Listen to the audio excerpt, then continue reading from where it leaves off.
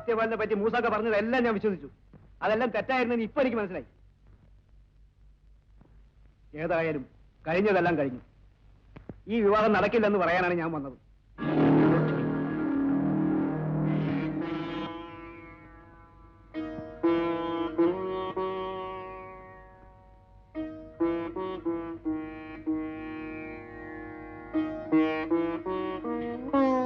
സാരമില്ല ചേച്ചി.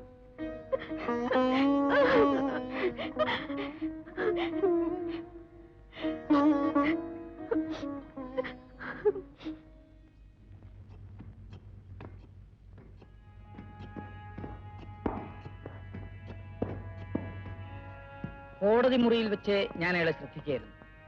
വിധി പ്രസ്താവിച്ച ശേഷം അയാൾ ഒന്നും മിണ്ടിയിട്ടില്ല. ആ മൗനത്തിന് പിന്നിൽ മറ്റെന്തൊക്കെയോ ഉണ്ട്. ഇൻസ്പെക്ടർ, യഥാർത്ഥ കുറ്റവാളി ആരാണ്? കാക്കി വസ്ത്രത്തിനുള്ളിൽ നിന്നുകൊണ്ട് നമ്മൾ അതേപ്പറ്റി ചിന്തിച്ചുകൂടും. കുറ്റവാളികളും നിയമവും പറയുന്നവരെ ഇരുമ്പഴിക്കുള്ളിൽ തളച്ചിടും. നമുക്ക് തെളിവുകളല്ലേ പ്രധാനം. പക്ഷെ അയാളൊരു കുറ്റവാളിയാണെന്ന് എനിക്ക് തോന്നുന്നില്ല. ഏതായാലും നല്ല നടപ്പിന്റെ പേരിൽ ഇയാളുടെ ശിക്ഷ ഇളവ് കൊടുക്കാൻ ഞാൻ ശുപാർശ ചെയ്യാം. Thank you. ഇവിടെ ആരുമില്ലേ?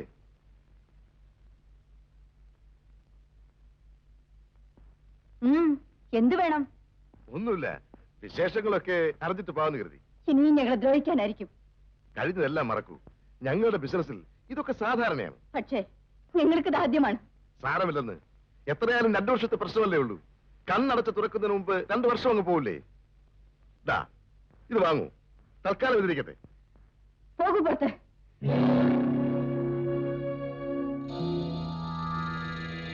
സഹായിക്കാൻ വന്നിരിക്കുന്നു. ദുഃഖങ്ങളോടൊപ്പം അത് സഹിക്കാനുള്ള കരുത്തും ഈശ്വരൻ തന്നിട്ടുണ്ട്. പോകാൻ. വിഷമിച്ചിരിക്കുമ്പോ ഒന്നും പറഞ്ഞാൽ മനസ്സിലായില്ല. അതുകൊണ്ട് ഞാനിപ്പോ പൊക്കോളാം. പക്ഷേ പണത്തെ മാത്രം തള്ളി പറയരുത്. പണം എപ്പോഴെങ്കിലും നിങ്ങൾക്ക് ആവശ്യമായി വരും. എപ്പോ വേണമെങ്കിലും നിങ്ങൾക്ക് എന്നെ സമീപിക്കാം.